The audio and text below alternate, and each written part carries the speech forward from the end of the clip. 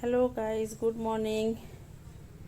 আজকে কি রান্না করব সকাল থেকে ভেবে ভেবে তারপরে নিয়ে এসেছি পেঁপে পেঁপে বের করেছি, ফ্রিজে পেঁপে ছিল, তাই পেঁপেটা ধুয়ে পরিষ্কার করে কেটে নিয়েছি। পেঁপেটা একটু বড় বড় করে কাটছি, দেখো বড় বড় চারকোনা করে করে কাটছি পেঁপেটা।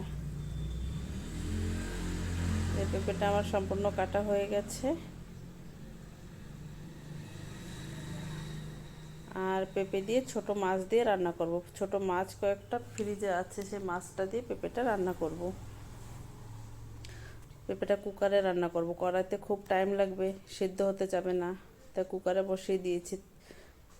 তেল দিয়ে শুকনো লঙ্কা আর সরষে ফোড়নে দিয়ে পেঁপে কটা দিয়ে দিয়েছি, আর তার ভিতর লবণ, হলুদ আর কাঁচা লঙ্কা চিড়ে দিয়ে দিয়েছি। দিয়ে একটু ভালো করে পেঁপেটা ভাজা হচ্ছে। এদিকে এদিকে মাছ ছিল কয়েকটা, ছোট মাছ, মাছটার নাম কি জানি না, ছোট মাছ সেটাই জানি। মাছটা খুব নরম, অনেক ধীরে ধীরে সাবধানে মাছটা ভাজা করছি। পেঁপের ভিতর একটু জিরে ধনিয়ার গুঁড়ো দিয়েছি। পেঁপেটা কষানো হয়ে গেছে, অল্প একটু জল দিয়ে পেঁপেটা সিদ্ধ হতে দিয়েছি। এদিকে মাছটা ভাজা হচ্ছে।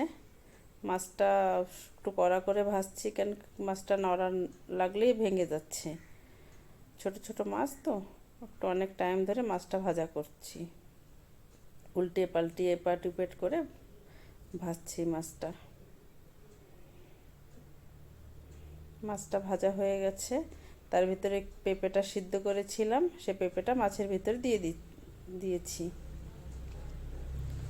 পেঁপেটা খুব সুন্দর সিদ্ধ হয়ে গেছে।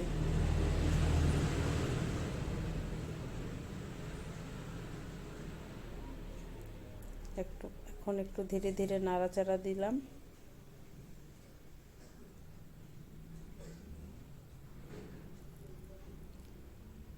এখন পেঁপের ভিতরে একটু চিনি দিয়ে দিয়েছি। পেঁপেটা একটু মিষ্টি মিষ্টি, একটু চিনি দিয়ে দিলে একটু মিষ্টি ভালো লাগে খেতে।